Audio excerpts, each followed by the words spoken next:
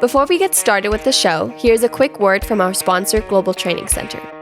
As trade compliance professionals, you want to make sure that your procedures and documentation are completed as correctly as possible to avoid any delays and possible fines. We provide a range of trade compliance courses that will fit your needs. From in-person or web training to recorded on-demand courses, we can train one or even thousands on your team through your learning platform or on our portal. We can even customize a private session for your team. Go to globaltrainingcenter.com to find out more. Today, we have got a great show, and we're talking about something that's a little different. And Lila, you want to introduce our topic today, and we'll get into it. And we're going to start tapping. We've got a large panel here to talk through something that, in my opinion, is a pretty cool group of people that get to assemble and try and affect change in the industry. Okay, so this episode came about because at the first beginning of the year, we had Vincent Annunziato come to our show and talk about different things that the CBP is doing.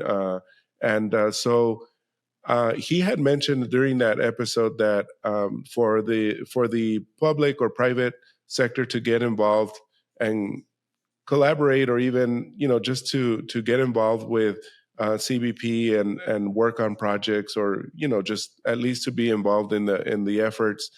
He mentioned a group called TSN. So that group, I reached out to them, and in fact, the one that I reached out to was Megan Montgomery, which you all may know from NCBFAA, and so she got this whole group together for us, and so that's where we are right now. This episode will be talking about what the TSN does, how it works. But not only that, but we also have Vinny on the show to give us an update of the efforts that he talked about, because apparently there has been a lot of progress since the last time we talked. And so we're going to catch up with him as well. But for right now, part of the TSN, representing the TSN, we have, of course, Megan, whom I mentioned earlier, Megan Montgomery. And by the way, all of these names and all of these contact information, everything will be on the show notes, so look it up, because it's going to be a little hard to keep up. And then we have Fred, and Fred, I'm sorry, later we can have Klemishevitz. Thank you. Thank you so much. And then Melissa Ehrman. It's like Smith, yes. And then we have Melissa Ehrman.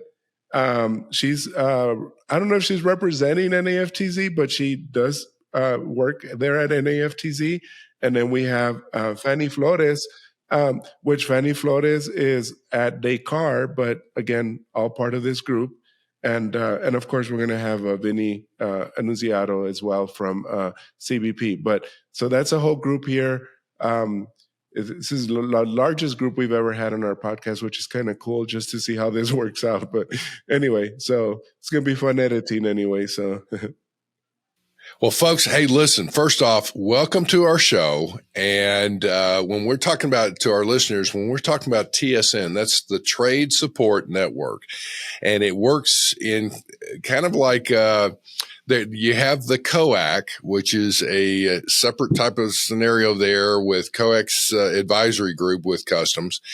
But then there's a lot of things that come out of COAC sometimes, and some are independent to TSN itself. But there are some things that need to be worked out as far as some of the procedures of a concept of an idea. What if we were to do X, Y, and Z, or some of those kinds of things?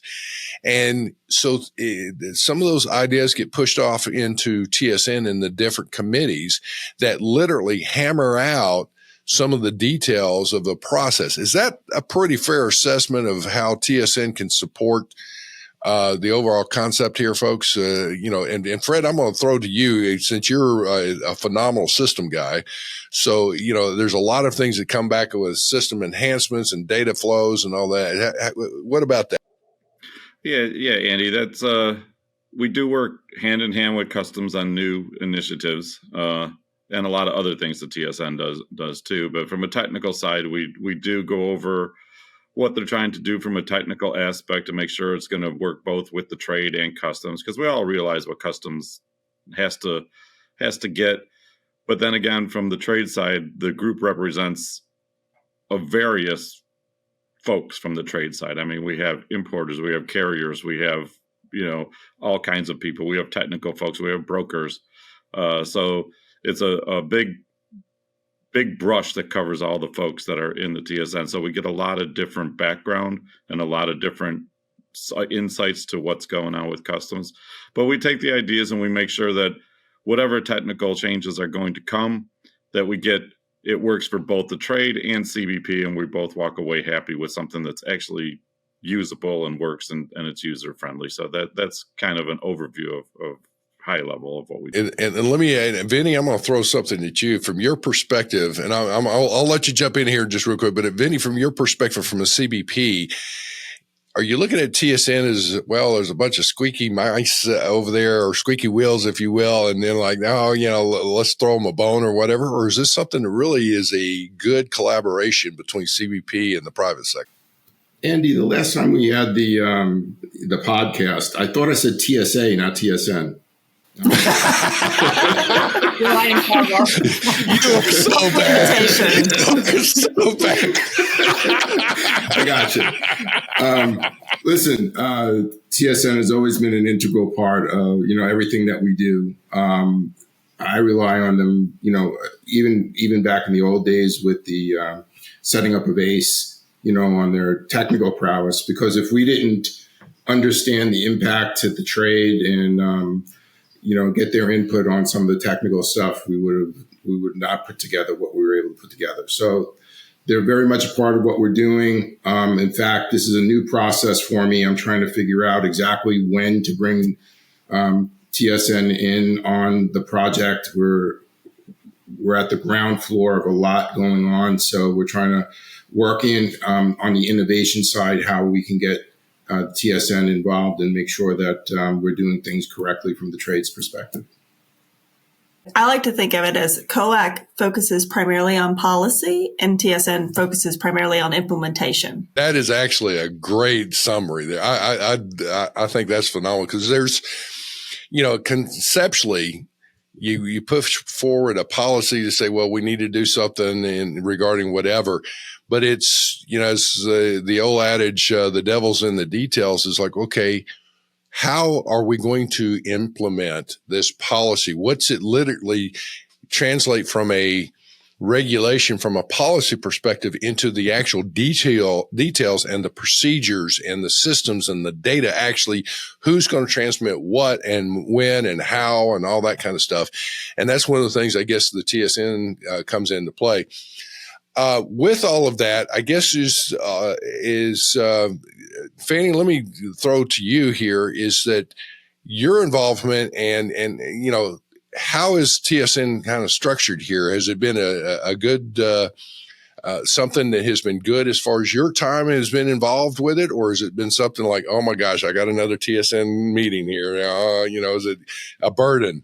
Let me tell you a little bit about my I am relatively new to the executive committee for the TSN, and I'm enjoying it very much. One of the things that TSN has done, and has done a great job, was when we, as Vinny mentioned, the original ACE. And what we want to do with this new executive committee is making sure that the lessons learned from the first experience give us a better path moving forward. And the TSN is organized in usually as a support for customs. When a project comes out of COAC, they try to create a new working group, and they come to the TSN to get the appropriate people that belong to the TSN, that can represent trade in a proper manner and way, so that can help CBP build what they need to build. Our interest is to making sure that what CBP is building makes sense for us as well. We want to make sure that CBP understands that we are one of the users of their system, not just CBP. We have trace users, and we need to ensure that our needs are also taken into consideration when working in new projects. So there are different working groups currently. We have different type, as you know, multiple things are coming up more and more. And we definitely cooperate with CBP. We have ACE 2.0 working group. We have now the Minimus working group, we have e-bond working group, and so forth. So as the need comes, CBP counts on TSN to build the appropriate team to get them on board and help them through that process. Excellent, excellent. And with this, there seems to be, if you go and try and count the number of customs brokers involved, it's almost like trying to count granules on the beach in the sand. It's like, my gosh, there's so many different brokers involved in things. But Megan, from your perspective, I guess this is an aspect of there's a lot of good, strong policy folks involved, heavily influencers and all that. It's, folks like, Amy Magnus and well, just a whole host of folks. I wouldn't be able to, Fred, you're one of those as a huge influencer, I would say. In that, and not taken away from anybody else on this, but in that is that with the TSN, there seems to be the need, and probably phenomenal, that NCBFAA provides a whole host of folks from the brokerage industry that is helping out and hammering out the details. So there are a lot more folks involved from a TSN in numbers, butts in the seat, if you will. Is there in particular like a top, like the top initiatives that are going on? Or, as far as the structure, and I'm not sure who can address this right now. You just mentioned, Fanny, the executive committee. I imagine that's just overall and how things are going and making sure that the bureaucratic requirements are there. I understand from each of the different committees. But what is the structure of the committees? Who can tell me what we're talking about as far as the different things that are going on there with the committees? Well, we have multiple committees, and as I said, we have been very flexible on the structure of those. And it again comes from COAC's requirements, and they build the need. So as I said, we have currently multiple active working groups that CBP is counting on the TSN to help with. We have the de minimis working group. We have the Ocean AMS streamlining working groups that are active, ACE 2.0, e-bond, in-bond working groups. So there is, it's not a static committee like it used to be in the past. In the past, we had entry summary committee. We have very flat and practical structure. But when CBP kind of let go of the TSN and to make it a trade association, we kind of are working, and we're very flexible, and we're working as needed. ACE 2.0 is the new another need that is coming, and we built that working group in cooperation with Customs. So it's not a static establishment per se. We move on as the need comes, and we will continue to do that. Now, the minimus is a very high impact that is in the news, is everywhere. So that is a very active working group, for example, with COAC. And also we have a special committee in the TSN that are working on the needs and the recommendation as what to do, how to improve certain processes. I hope that helps. It's not in the static committees per se anymore. To add to that is usually when CBP comes to the TSN, they'll usually come to us and say, we have project XYZ and we need a cross between carriers, brokers, and software providers. So we'll send a note out in conjunction with CBP to the TSN and say, okay, who wants to volunteer on this? And here's the criteria. You need to have some knowledge on this. And then in conjunction with CBP, we'll pick the members of that working group and then start it from there and look for leaders within the teams and stuff to take it forward. Well, it might be helpful to say that the Trade Support Network was originally created when CBP was developing ACE, right? They were transitioning from an old existing system to a new system. So the structure of the TSN was around that process. So like as Fanny mentioned, basically the committees were organized around the pieces of the ACE system as CBP was developing them. And participation meant that there was always something, you were always working on your own requirements for that piece of the ACE system. Now we've evolved into more like Fred and Fanny described, this project orientation, because CBP's moved in that direction with ACE, right? It's a stood up system. It's now accepting all of the data. And piece by piece, they're going back and implementing special functionality. So now it spans more across those ACE modules than it used to in the past. So from a TSN perspective, at any given time, if you jump in and start getting involved, you might not see something happening that is pertinent to your functional area right then. But I would just encourage people to still get involved because, like Fred said, you never know what the next project's going to be and what kind of knowledge base CBP is going to need for that next knowledge or that next piece of functionality. So we're always looking for new folks to join to give new perspectives on the different projects CBP's implementing. Well, and I will say I like the fact that instead of it becoming a static situation, meaning it's very stable, it's ongoing, it's never ending kind of a thing. It sounds like it's become more dynamic where, and you've got a project, you've got a somewhat of a set time frame to say, okay, we're going to put a committee together or a subcommittee, and it's going to focus on this topic for a certain period of time to try and get in there, do something, get the results, provide the feedback, shut it down, go on to the next thing. And that right there is where getting a lot of folks to do a little bit of work in a focused period of time is a very good thing. So with that, I guess the other question comes into play with these different committees from a customs perspective or CBP perspective. Is that something where are there CBP personnel as well as agency personnel that are on all these different committees? Yes, definitely. They have a leader from the CBP side, and they have a leader from the trade side. That is a TSN member. Another point that I wanted to make, Andy, yes, we cooperate with customs very much, but we also, as a trade, we want to show and push also our needs. We have a list of enhancements requests that have come even from the old ACE that we want to continue to push the CBP. Unfortunately, because of budget issues, we haven't been successful in getting them in the schedule, but they are in the backlog for CBP system in the ACE system. So we continue to be, the, how could I call ourselves, the policeman from trade to try to ensure that the rules and our needs are also met with CBP. So from that perspective, I want to make sure that everybody understands that it's not just what CBP needs from us, but it's also what we as trade want from CBP, and we're here to do that as well.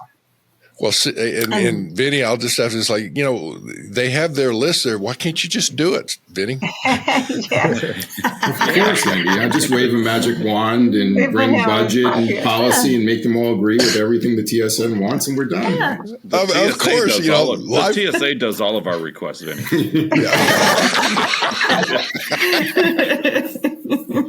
I don't know what the problem is with CBP, but I mean, TSA, hey, they're jumping in. I love it. No, it's a good group. Good group. Poor Megan, boy, she jumping in and jumping out. So, all right. So with what we've got, let me ask this question. What would y'all say would be maybe the top 3 things that TSN is working on, or that you would love to see some input from even our listeners that could, feed the information through, not only wanting to join, obviously that's a good thing as far as getting involved, but even providing input to the current standing members and whatnot. What would be the top 3 things that TSN seems to be hammering out right now? Who wants to take that on? I could start with my 3. House bill release is one of them. That was what that came to my mind too, Fanny. Yes, actually, I'm also out in that working group and leading that working group, and it's been a very challenging project, but we continue to hope, right, that gets developed. The minimums working group is a big, is very current, is new, is affecting customs, is affecting trade, is affecting our community. And that's an important to me. Again, maybe I'm going to let the others also explain, but those are the big ones that I'm very interested in working with CBP and ensuring that we accomplish what we need to accomplish to make trade. Yeah, some of the low-hanging fruit that we have, Andy, out there is automated payment methods. Automated payment methods, some ACH, the ability to have customs give us our returns, our payments to us in an electronic format, to get rid of the paper, get rid of the checks, to get rid of the temptation there of bad things happening when people intercept a check and cash it, and things happen like that. So if it becomes electronic, it eliminates that. It makes it easier for us. So those are some of the things on the low-hanging fruit side that we got going from some of the little projects that Fanny had mentioned before, that we got our list of requests for development, if you will, that we want. Those are our highest ones right now to try to get those going. All right, Melissa, what about from your perspective? Well, I just wanted to put a plug in for our friends that are working on Export Manifest. This is one of those projects. I can't say it's highly active, but it's certainly been a long-term project, and we're still working on it. It's still in process. The TSN group is working very closely with the COAC working group that's on the same topic. And this is one thing to mention, is that often these working groups have overlap, which is really beneficial in that you can take those COAC recommendations and operationalize them a lot faster when we've got that kind of overlap and interworking of the groups. So that's another project that the TSN is still continuing. From your perspective in the brokerage association and all that, what are some of the top things from from your perspective, I guess, that TSN should be and is working on? Yeah. So, I think overarchingly, the biggest thing that I'm thrilled to see is CBP bringing TSN earlier in the process, because the reality is we don't have any extra money, right? Let's look at House Bill release. That was a project that could have taken that $10 million and really hit it out of the park. And the private sector really wasn't there when they needed to be. And as a result, some of that work is going to have to be redone. And that's precious money. That's money that, we really needed to have go to other things. And so I really want to commend CBP, because, the TSN is now a private group. We can, we have the flexibility to sort of bend and flex. And that's not CBP. We don't have any reports due to anybody. We don't have any, Congress is not breathing down the TSN's neck. And the reality is that this process can be a little awkward, right? A little bit uncomfortable. Neither side really kind of knows what we're doing, but we're there. We're at the table. And what we're going to do is deliver a better product the first time around, right out of the gate. And I'm thrilled to see it. Excellent. Vinny, let me come to you on this from your perspective with CBP and especially your area where it's so innovative and new stuff. But as far as with TSN, what is it that you're hoping to see come out of TSN from a CBP perspective? The biggest win for me across the board would be that TSN members would start looking at the global interoperability pieces that we're putting in place and start getting involved at the W3C level.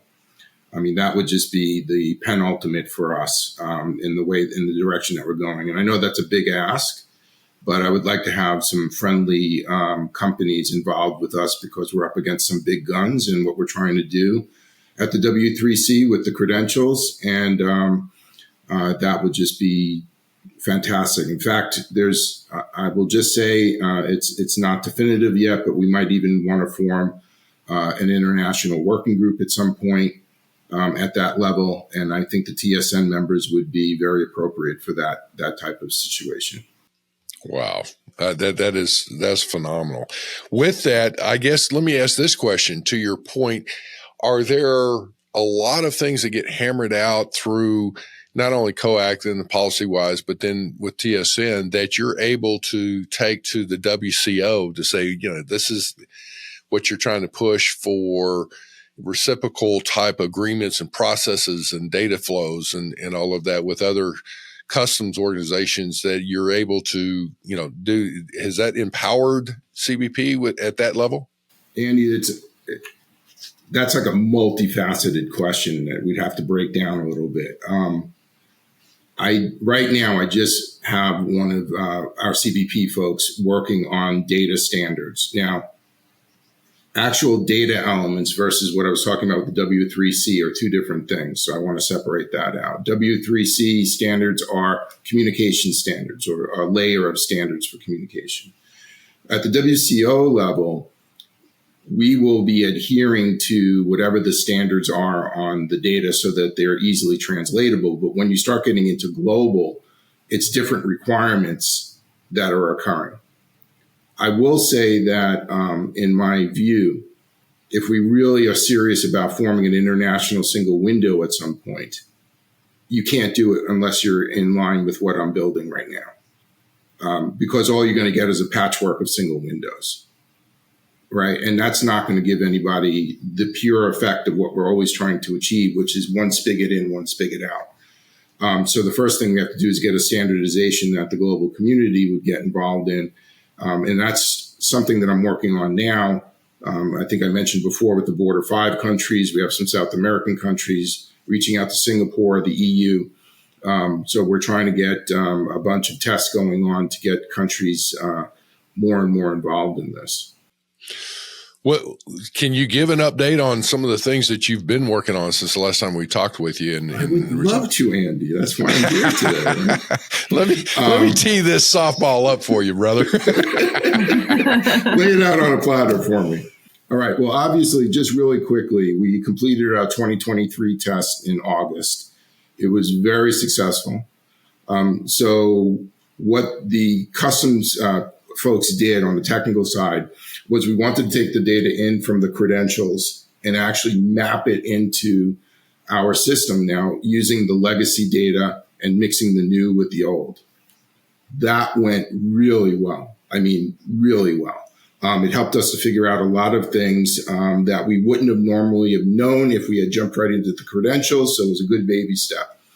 2024, we will be able to, as a system, verify credentials. So if the credentials come in, we'll be able to authenticate them and make sure that they're coming from legitimate sources. We have some big names.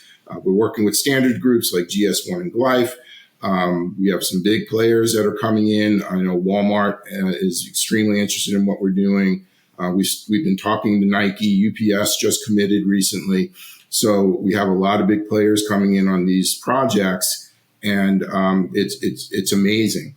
We're going to be testing some stuff in 2024 on, believe it or not, green trade. I'm going to be able to test a environmental passport to take a look at something that we've been doing and put green trade on the map.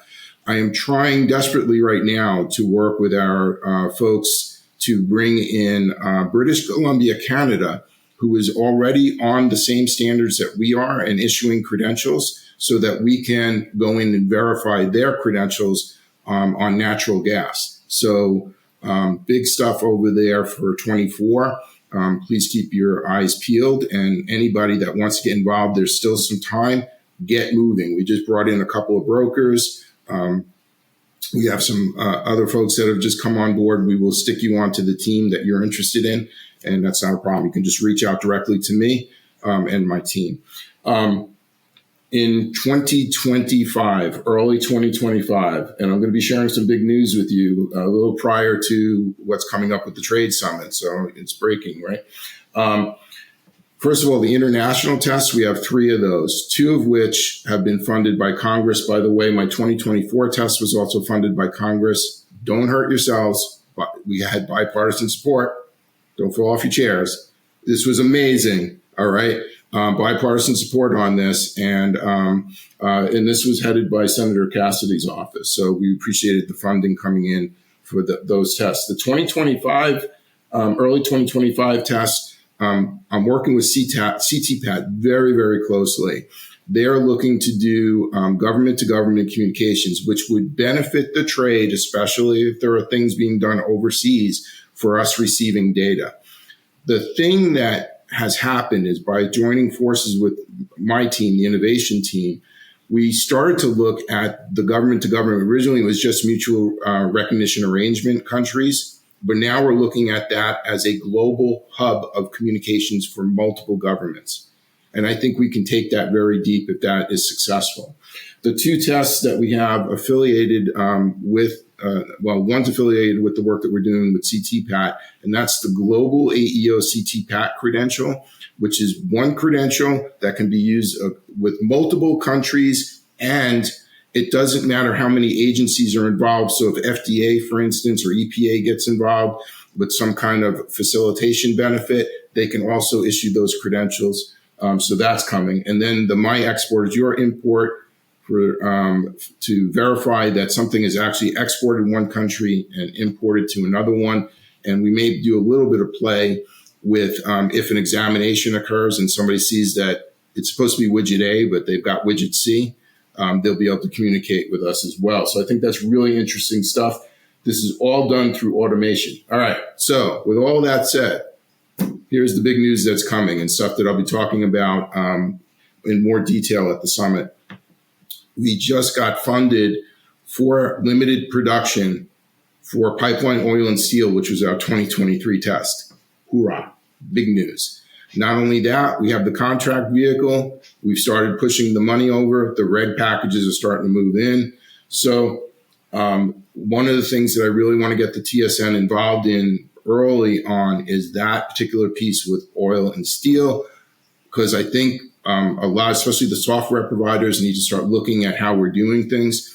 There is a question now on how to deliver the standards to everybody in a form that is conducive to both the business and the technical side, because the way that we have it right now, we use a data dictionary and it's tied into the code, the JSON code.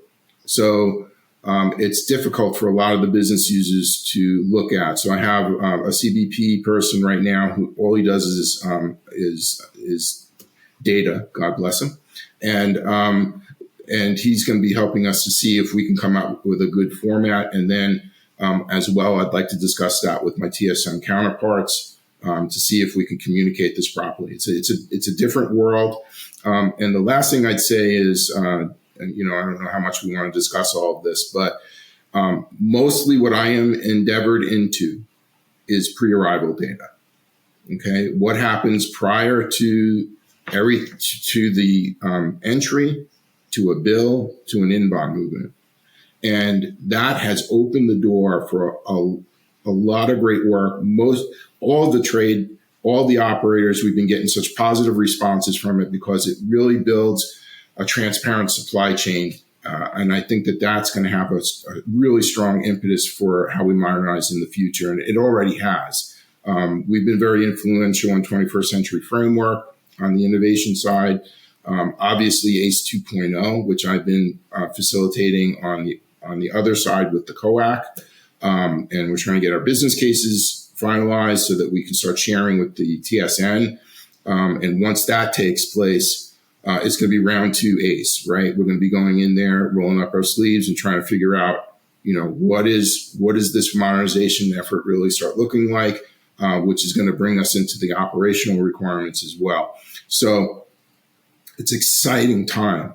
I having experienced the first ACE, we got such a nice compliment across the board from now retired AC Borkowski. And he said, this is the first, he said, CBP is doing this right. We started from the business perspective, not from the technical perspective. So we looked at business cases and what we want to do. And innovation is helping to set those parameters in a very, very good way. And the last thing, let me leave it at this, is that when you start thinking about data as a foundation, right? Some of the data we're getting right now, not that great, all right? The data in the new system is great. I mean, it really details commodities. It details locations, who's involved. It will start really, I think, crafting the way in which we facilitate, and also the way in which we hold people responsible for their data. So I think there's a lot of promise in what we're doing, especially since this is a future-proof system. You can invest however you want going into that future. So I said my piece there, Andy. Things there. And to our listeners, listen, there's a lot of what Vinny had just talked about. If you are somewhat of a novice in the industry, just hang in there, because there's a lot of things that Vinny just mentions is phenomenal. It's actually is fantastic. With that, I want to come to Fred here. Fred, I don't think we've mentioned this. I mean, you're with FedEx, and you're dealing with phenomenal systems and all of that. And I have a lot of respect for you. Let me ask you, is that from your perspective in what we're doing and what Vinny just talked about, I would think that there's a lot of excitement with some of the progress that could be made and some of the projects that he's talked about. What about from your perspective on the? Oh, for sure. And Vinny, you know us, we're always willing to talk data with you, because that's kind of what we do for a living.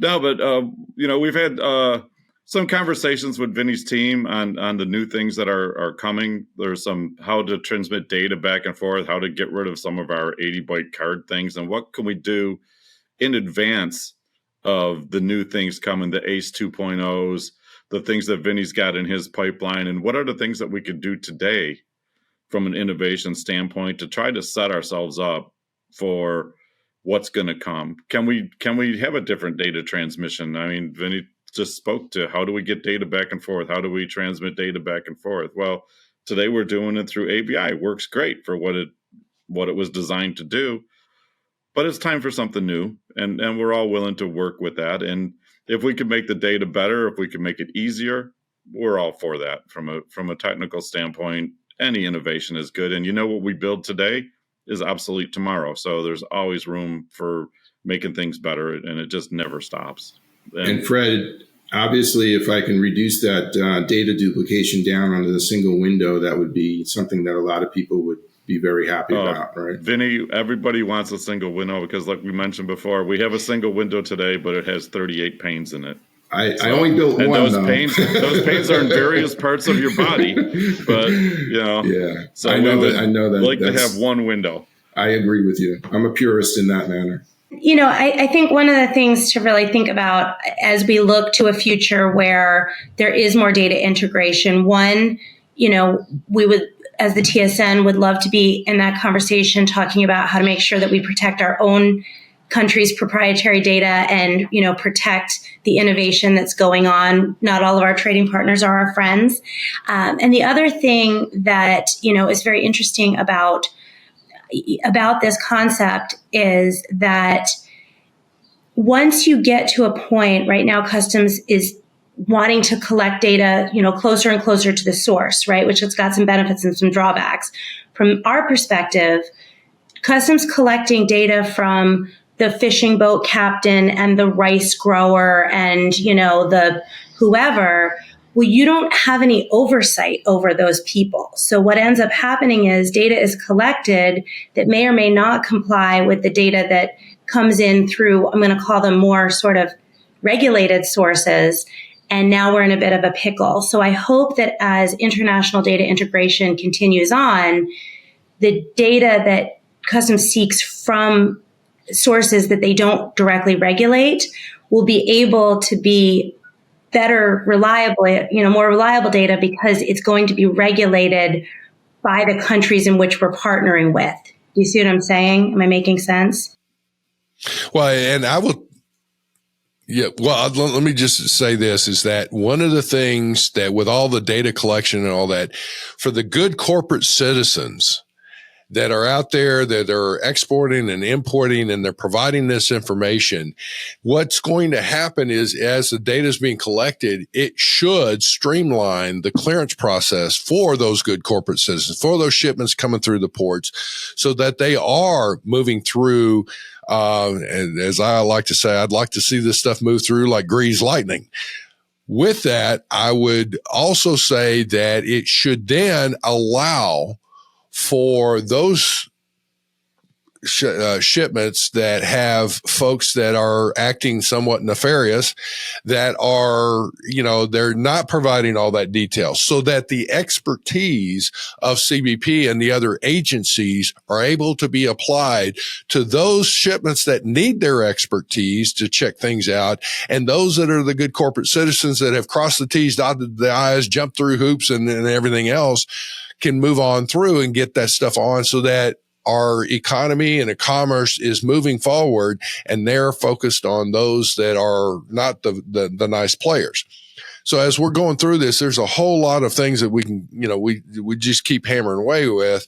I think this is fantastic, but also to your point, Megan, the data is coming from different aspects that customs and other agencies are going to be able to get their hands on.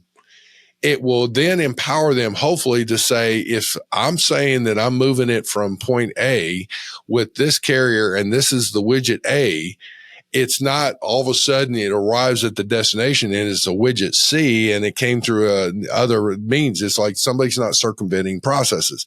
So I think it's going to be a positive there, and empowering our agencies with the right information. And if there's something in conflict, at least it's a red flag that can be checked out. It's a really great opportunity for CBP to continue to look at providing benefits for our trusted trading partners, right? The CTPAT participants, the ISA participants, these are companies that have opened their books literally and figuratively to CBP. And, this is a great opportunity to shrink that haystack and say, okay, we're in partnership. Let's look at sort of getting you into the fast lane. And it's really exciting. It's an exciting opportunity.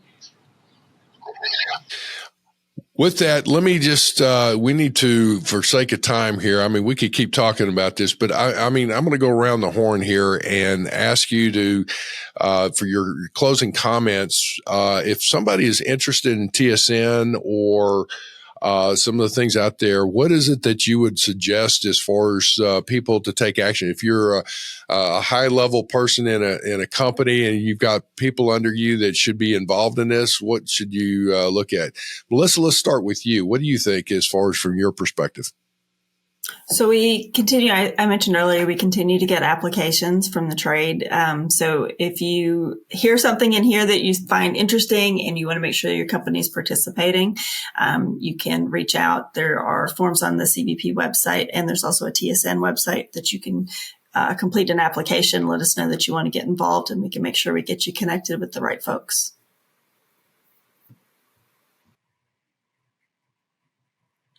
Yeah, Melissa kind of summed it up. If you hear something on here that you want to be involved with, we're open to taking on anybody with the knowledge and the things that could help us in any way. So technically, we have a lot of smart technical folks, but there's a lot of new technologies out there. So we welcome them, and we welcome the business side, and any bit of knowledge that we could get that we don't have, we'll be happy to bring on. You know how that is, Andy. We'll take anything.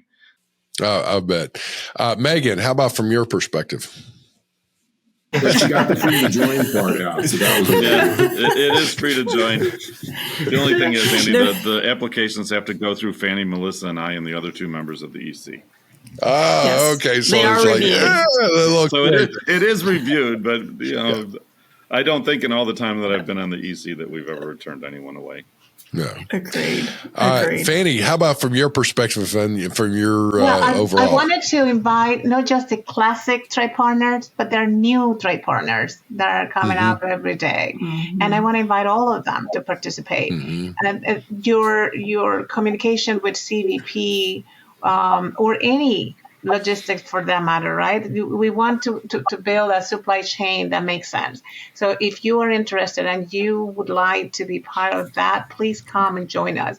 It's not for what maybe you didn't hear anything here that you would like to address as a trade member that you want us to help you with. Please come on.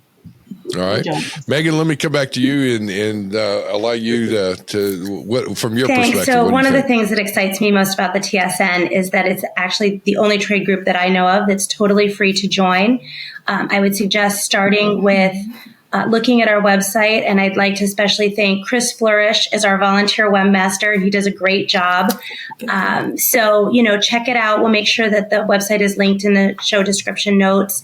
And then from there, if there's something that sparks your interest, or if there's something you think we're missing, right? If there's a huge problem in your company that you don't see on our agenda, this is a group kind of for us, by us, with us, right? We're it, right? We're the operator down to, the person who cleans the OR. Like it's a group effort, and it's a great group. And I think it's a group that's really great at getting traction with the Hill as a good, place to come and find technical trade experts, and as some place, like I said, that there's no financial barrier to entry.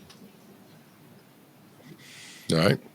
Vinny, let's finish up with you. Is that from your perspective again on what you're looking at, as well as I'm going to throw one more question for you, and that is, how can our listeners help you from a CBP perspective? Is there any support that you're needing regarding, as far as budgetary type things we're trying to push for, or projects or support?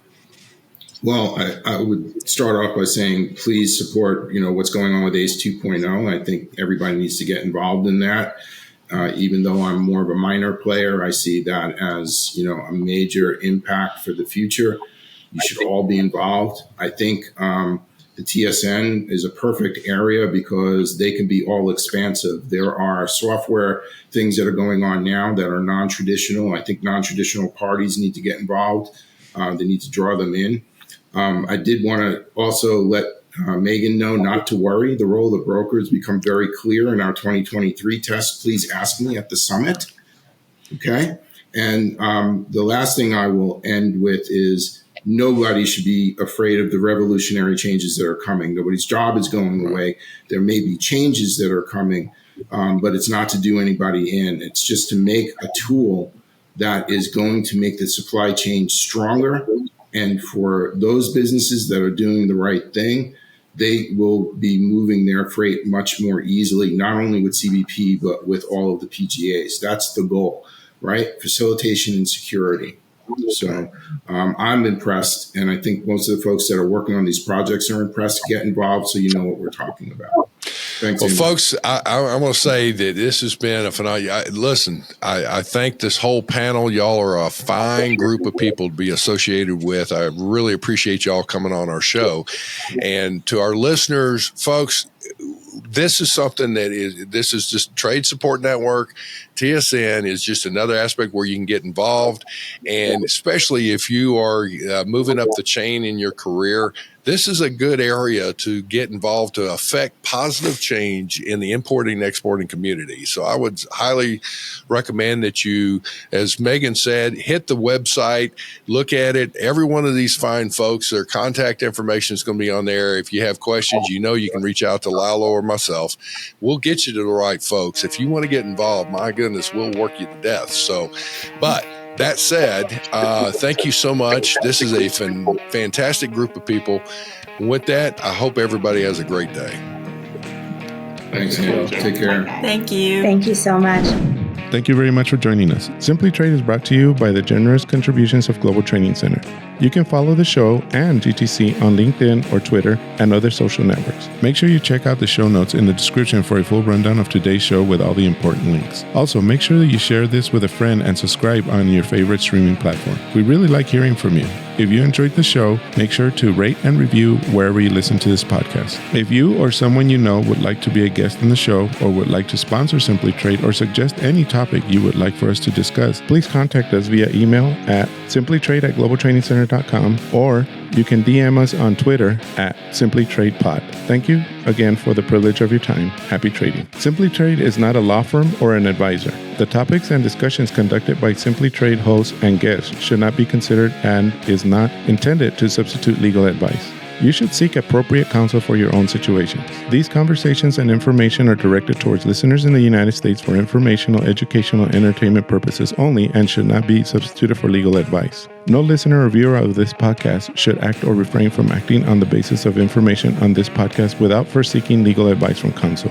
Information on this podcast may not be up to date depending on the time of publishing and the time of viewership. The content of this posting is provided as is. No representations are made that the content is error-free. The views expressed in or through this podcast are those of the individual speakers, not those of their respective employers or Global Training Center as a whole. All liability with respect to actions taken or not taken based on the contents of this podcast are hereby expressly disclaimed.